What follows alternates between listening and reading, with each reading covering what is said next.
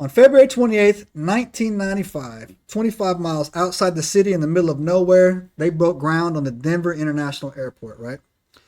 It was estimated to be $2 billion dollars, and it ended up being $4.8 billion dollars. And that's easily $2 billion and some change over budget.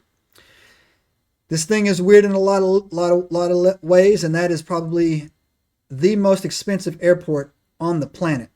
It has the world's largest runway on the planet. Diego Garcia has That is interesting, right? the third largest runway on the planet is Diego Garcia. It's a tertiary landing site for when we had the space shuttle.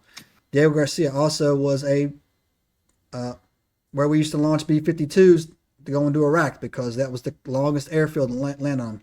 So why does a civilian airport have the world's largest runway on it? And it sits on a 53-mile complex. Okay. That's insane. So here's my theory. All right, we'll get into it. Let's go. It's rather close to Cheyenne Mountain, That's which true. we do know exists. Exactly. And is buried in the side of a mountain and is essentially one of the nuclear shelters, right? Exactly.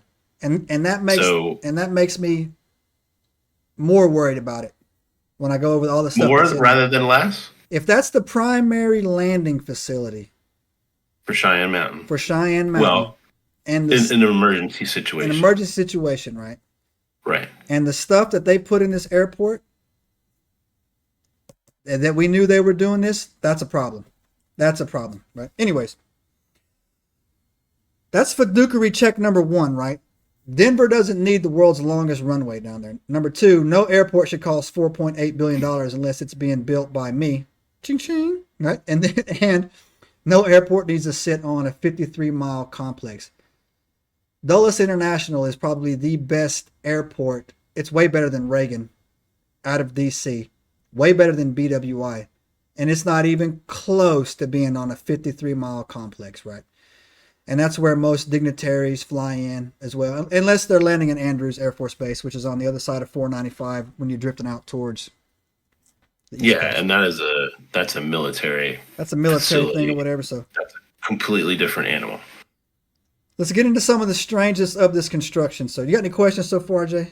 You got any questions? So right about now, usually you take me on a thing where what we did in Singapore or something like that. Absolutely not. It is completely and utterly related. All so, right. Just to put it in perspective, JFK International Airport is due for an $18 billion makeover. What? Right? Yeah. That's what this says, right? The most expensive airport in the world as of June 2024 is in Seoul. But this is ridiculous because you and I both know how this stuff works. Is the Al Maktoum International Airport in Dubai, also known as Dubai World Central, which is $34.8 billion. It's probably got a zoo in it and like a water park. And that's what I'm saying, right? It's got 400. It has 5 parallel runways and 400 gates, dude. It is. I love me some Dubai, man. They just do things different over there. Dude, that is how they roll, man. Yeah. Right? That is how they roll. So it's a different animal entirely, right? Yeah. So we'll put that one aside too. That doesn't count, man. That doesn't count. Yeah, that's an expensive airport, right? Like for Denver being like, and it was what I think that the stat at the time was like Stockton Airport was like the 20th busiest in the world, and then they popped this other thing out. Yeah, there was for all this money, right? So like, there was, it's weird, right? There was no need for Denver to get an upgrade. Stockton wasn't even close to being crowded. It was fairly modern. There was no commercial need. None. Oh, for sure. Right. Yeah, no commercial whatsoever. Yeah, none whatsoever. So we kind of guess what this is all about, right? Because who has the grip to say, to throw around like that? Yeah, exactly.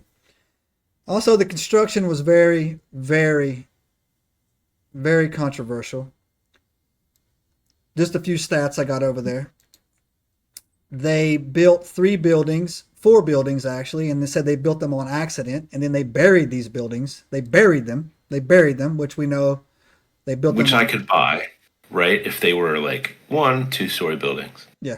But these were like 8-story, 9-story, 12-story buildings, right? And they just buried them. 12-story building, Yeah, right? exactly. How do you bury a 12-story building? Exactly right. How tall is a 12-story building? Man, how would you even start, man? How would you even start, right? And so, Obviously with a backhoe. yeah, no, But and then I mean, also that's a lot of dirt, bro. and here's another thing that they did. There is 5,300 miles of fiber optic cable that they put in this thing. For a reference, that's enough to go from New York to LA back to New York, right? That is a lot of fiber optics cables that's in a airport, right? Now, granted, there's a lot of electronics in an airport, but that's a lot of cable, that's a lot, bro. Makes a lot of sense if you have to run that fiber optic cable from Denver down to Cheyenne Mountain and back or farther. So that makes sense on that angle. But anyways, here's when you think about Colorado and that area, right? It's up like literally on the mountain, isn't it? Like I've never been like, dude, I've been in so many different places, but never like the Western United States too much, right? I spent a little time down in the Southwest, but I've never been to Denver, right? So I don't know what it looks like. So but I thought that the Mile High City was on a mountain. Yeah, well, so here's the thing, man. Denver's got some weirdness there. I'll tell you the 3 weirdest things about Denver. That there's lightning storms during snowstorms. That freaks me out. I don't know why. I don't know why I find that weird. But like when a blizzard is rolling and lightning, I don't know. That's weird. I don't know why it does it out there. Yeah, that's what they call it, thunder snow. We get it every once in a while up here. Yeah, I didn't like that, man. Not often. Well, it's probably a mountain thing. Yeah, I didn't like that down there. Right? Number 2, the people in Colorado are all weirdos. That's the second thing I don't like about it. Right? Is that right? And they're granola. Yeah, they're all weird, man. People in Colorado little granola. They're so soy. Did I tell you about? I've told you about Grunkle Steve, right? No, hold on. But I'll tell you my third one here. No, tell me about it in a second. But all the cowboys outside of Denver, outside of Colorado, hella cool, man. Like if you like horses, people talk about if you like horses, man. Denver is a pretty cool place, man. There's a lot of horses out there. There's definitely like a weird dichotomy there, right? Yeah. Like there's Denver people, right? Yeah. The city people, which are interesting, right? And then we're not talking about your average folk, right? There's average folk everywhere, but sometimes there's outliers, and the outliers have a tendency to go in a certain way. Yeah, they go to Colorado. Right? They go to the Colorado, and that's what we're talking about, right? Yeah. And then you go out here into the it's essentially ranch land, dude. Yeah. So it's a bunch of old farmer families or corporations that have bought up full cattle ranching families and stuff. Right? Yeah, and I also think that if Colorado ever got too out of control, I could just see like 1,000 ranchers rolling in on horseback.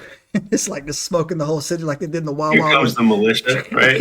It's the cowboy militia. Sweep through Colorado and clean them out. And then just after like the old school marshals. Subscribe now and turn on the notifications to join us on this extraordinary journey into the unknown.